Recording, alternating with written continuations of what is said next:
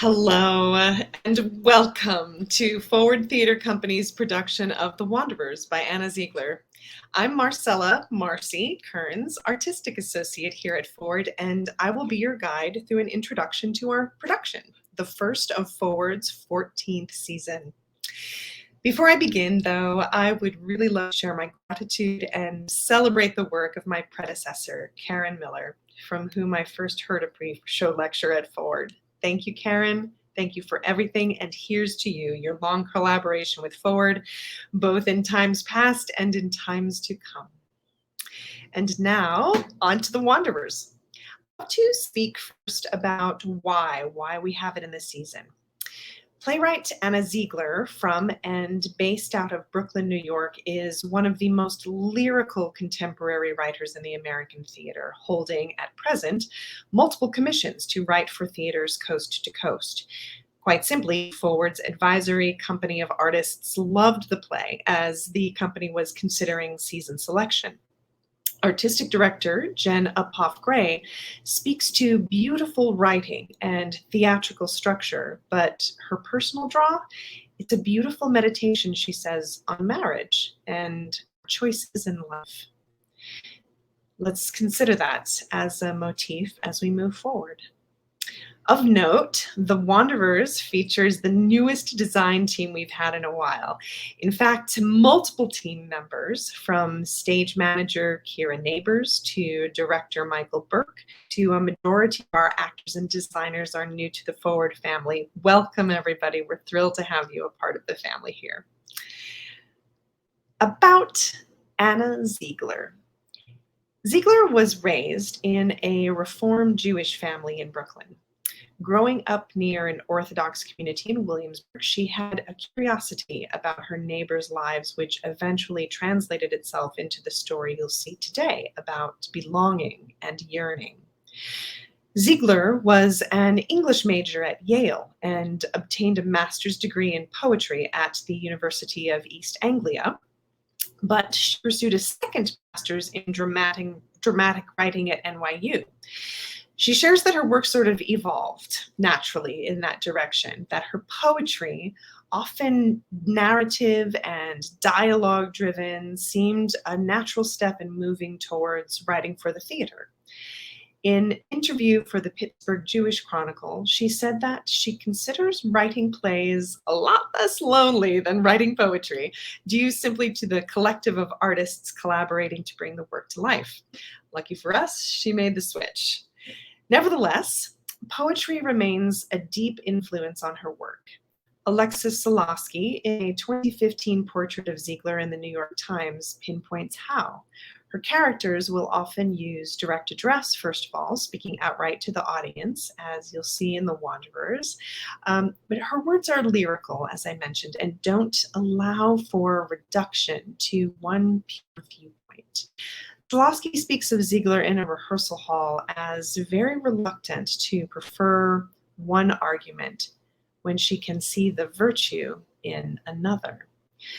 From the Times as well, all her plays, the article says, explore ethical issues of one kind or another, the duties we owe to ourselves and to each other. They are filled with characters, in other words, who are really trying to do well. They're trying to do the right thing, but they are only sometimes succeeding. But no matter what, Ziegler has a deep sympathy and a deep empathy for people who are really just trying to do their best. It also reflects really her world view.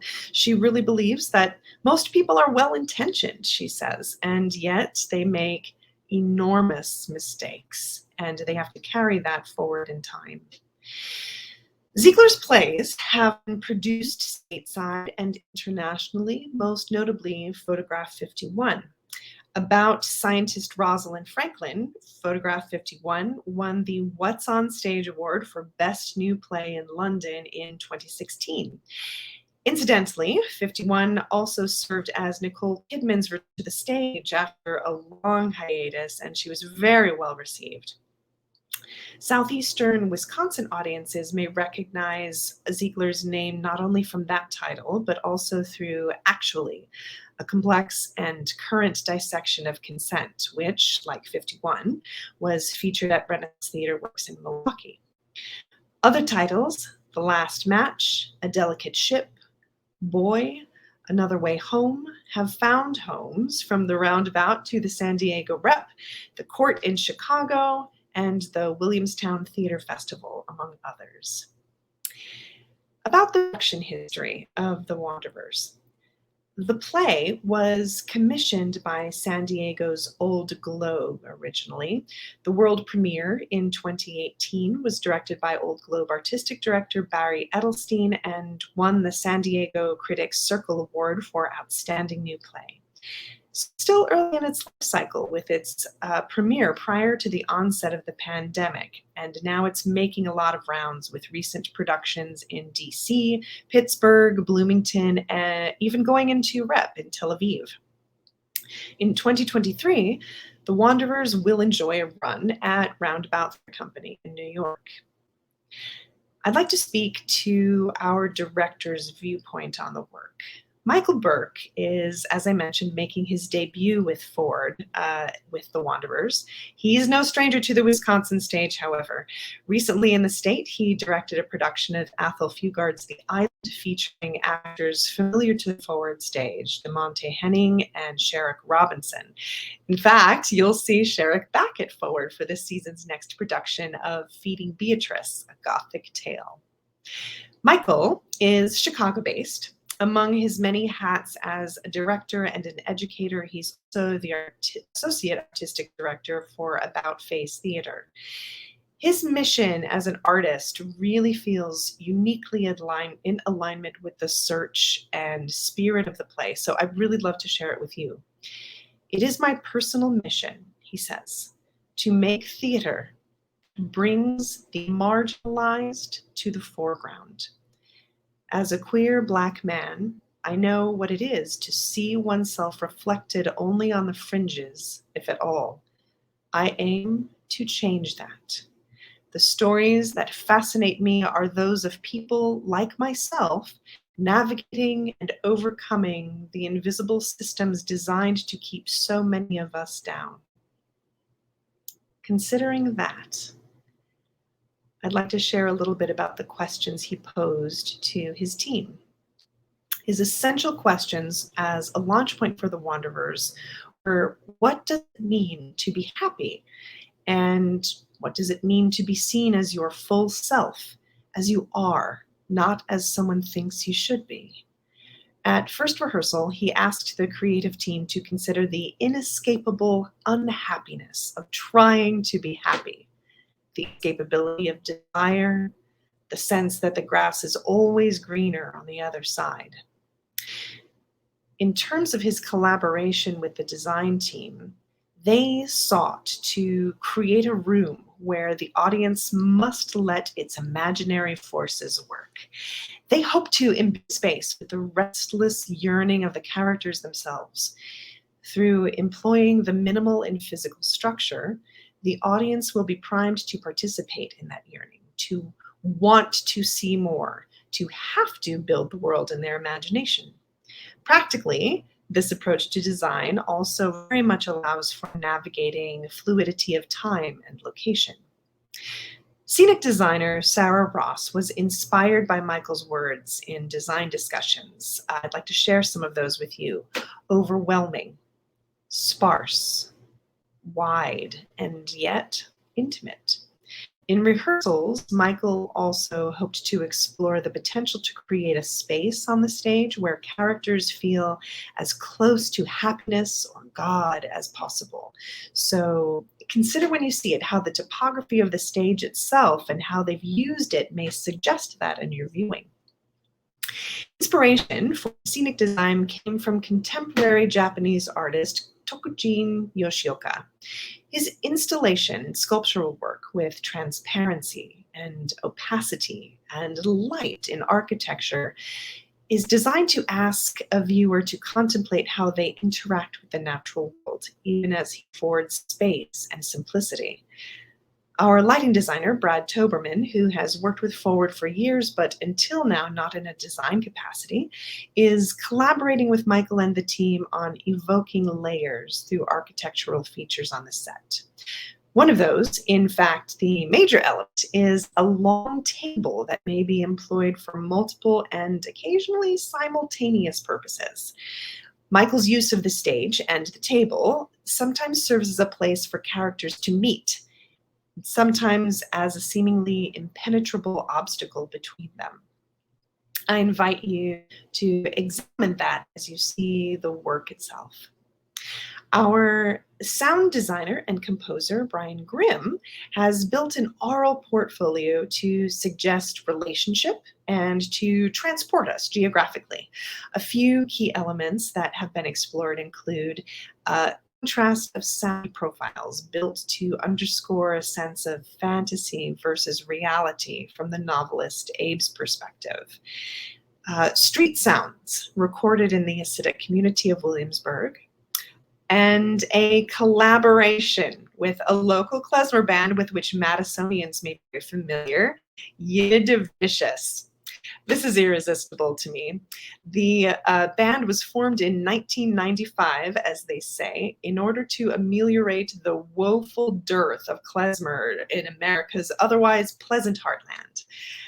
We hope you enjoy what they've devised.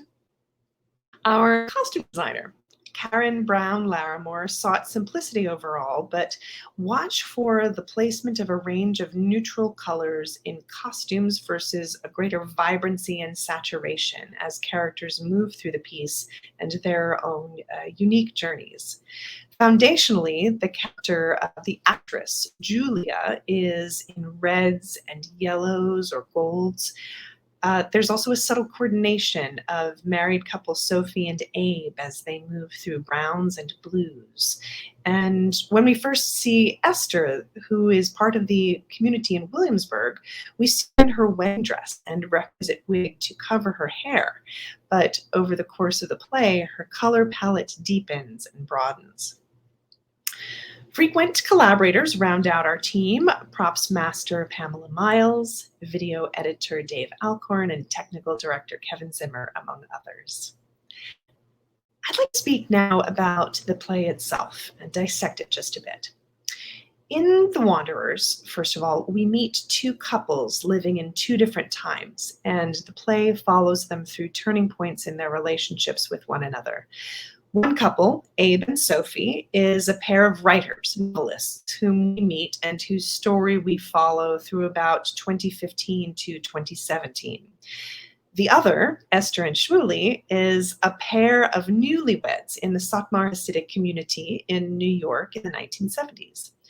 Abe and Sophie have known each other most of their lives, and Shmuley, on the other hand, are really new to each other, brought together by arranged marriage. Early in the play, we also meet Julia, whom I mentioned before, an actress who carries on an email and text and messaging correspondence with Abe after attending a reading of his work. Through their stories, there's some things that I see that are woven throughout. We witness first intergenerational questions. So how much do we adhere to the lives, faiths, and practices of our elders? For instance, you'll hear Esther ask Shmuley at one point, whose voice is coming out of your mouth, his or his father's? Both Sophie and Abe will consider how their upbringing, with their respective mothers brought them to a confrontation with their own sense of identity and secularism. We will also see an exploration of the roles of spouses within a partnership, speaking of those couples, from who takes care of chores within a household to how a couple manages care for and protection of children. Ziegler paints a portrait of roles both within and outside the marriage. Sophie and Abe are writers, a vocation that sparks both support and friction between them. Julia works long hours and ruminates about having family on the film set. Esther and Shmuley weigh the tension between tradition and practice of their Satmar community with Esther's curiosity about expanding her role within and outside the marriage. how these couples navigate the quotidian, the mundane, alongside the evolution of their relationships.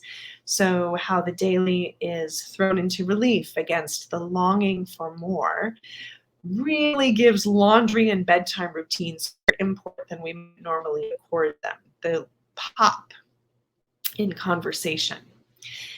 We also experience in the play a motif of seeing as characters seek intimacy and understanding for their partners and acquaintances, to see them as they truly are. Some lines that come to mind are, "You have not seen me from the moment we met. Can't you see that? Apparently I couldn't recognize." A lot of that, or that being long-term relationships, is a lot about ways to re-see each other. It comes up again and again. Without too many spoilers here, it feels like these particular patterns are going to wash over us like waves, ask us to consider the question, that essential question that Mikael posed at the beginning, asking us to see, to contemplate, question, and to look at our own lineage.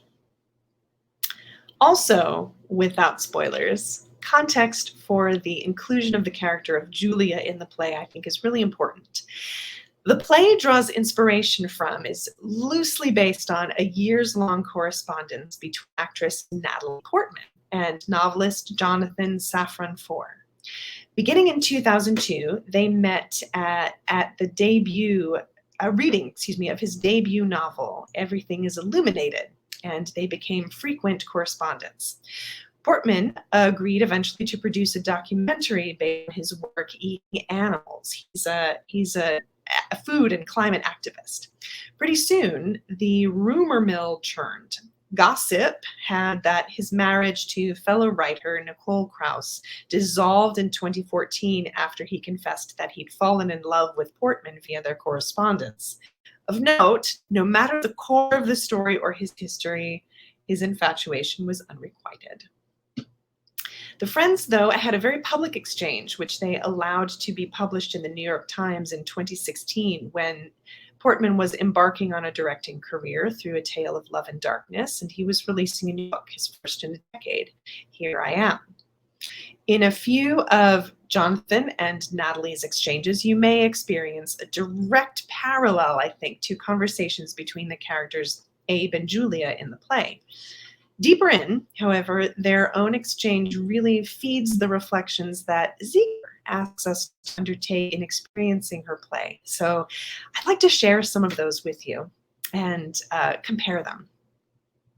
First of all, introductions, or what a reader fills in completes the book. In 2002, their correspondence began when Natalie wrote, "Jonathan, it was so good to meet you after the reading the other day. I loved what you said about the last line of the book ending in the middle of a sentence, that it was a dialogue with the reader, and what a reader fills in completes the book. It reminded me of the Walter Murch thing about digital film. Never be as emotional as film because it doesn't have the black between the frames. With regular film, as you probably know, between each frame is a black frame that flashes for a fraction of a second, and the viewer's eyes fill in the picture reflexively. So the viewer has to be engaged in a way they don't have to when all the visuals are provided to them.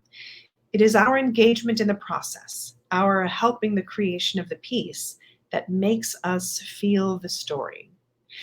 So for me here, I can't help but consider Michael Burke and Sarah Ross's world building for the forward production, how the audience must be engaged in the process visually, but also how deliberately elements will be withheld so as to encourage us to fill in the blanks. And we do. We can't help it. Another exchange really highlights the idea of rituals, or ritual as anchors in life.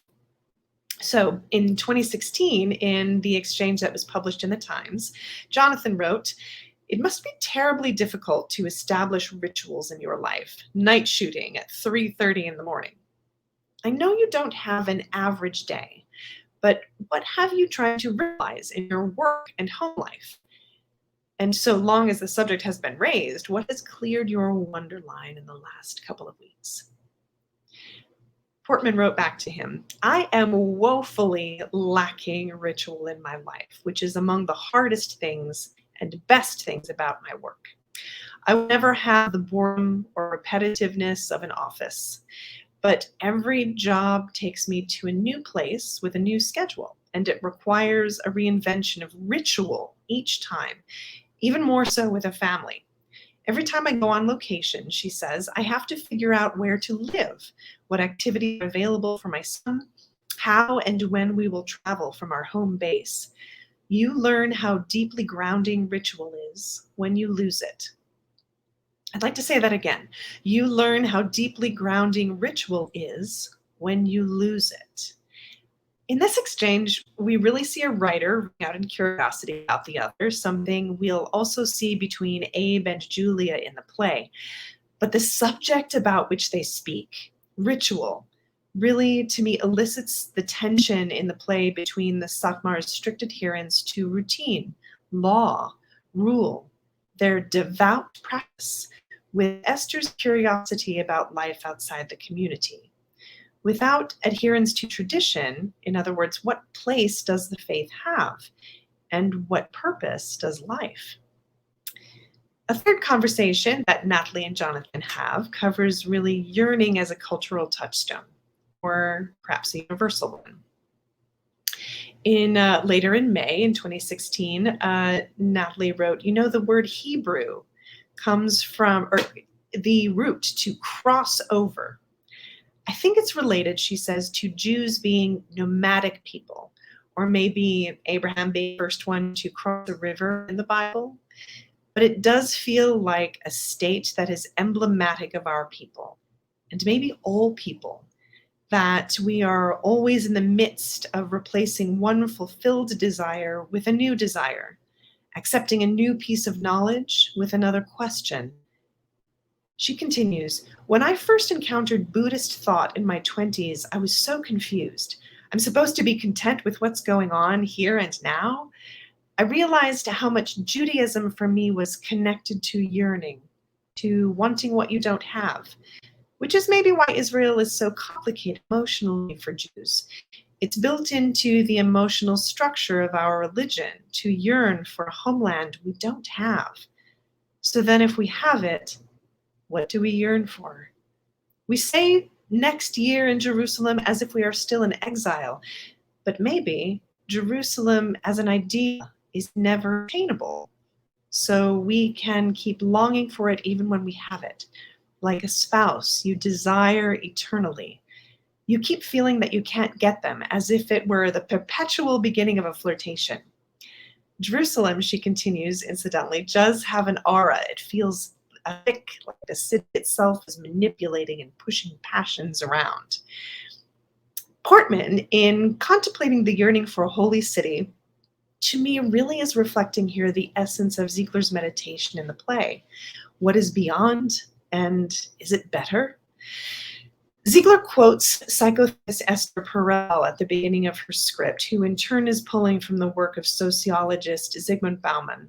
There's always a suspicion that one is living a lie or a mistake, she says, that something crucially important has been overlooked, missed, neglected, left untried, and unexplored. Perel, quoting Bauman here, says choosing a partner really means committing to a story, but what remains is the question, what other story could we have been a part of? In other words, what yearning do we have for intimacy, for love, for freedom, for God, for simple connection to another? Yearning, perhaps, is the fuel that propels us. I'd like to speak just a little bit about the Satmar as they feature so prominently in the play. The characters Esther and Shmuley are part of the Satmar Hasidic community. This is an Orthodox sect of Judaism, which originated in what is now Romania in 1905 under Rebbe Teitelbaum. Joel Teitelbaum survived World War II, eventually settled in Williamsburg in Brooklyn. Today, the Satmar constitute one of the largest Hasidic communities in the world. Of interest regarding the idea of homeland that we touched on earlier, among their beliefs, they are anti-Zionist. Fundamentally, the Satmar draw no separation between religious and secular life. Full commitment to the commandments is implicit. Tradition, in other words, rather than adaptation to modernity, is a way of life. As one Rebbe framed it, of course, we follow the injunctions regarding the wearing of fringes and not trim beard and the division of the sexes because Torah requires it. But there are other reasons too. These exaggerated differences are our greatest armor against assimilation. They build a wall between Jew and non-Jew.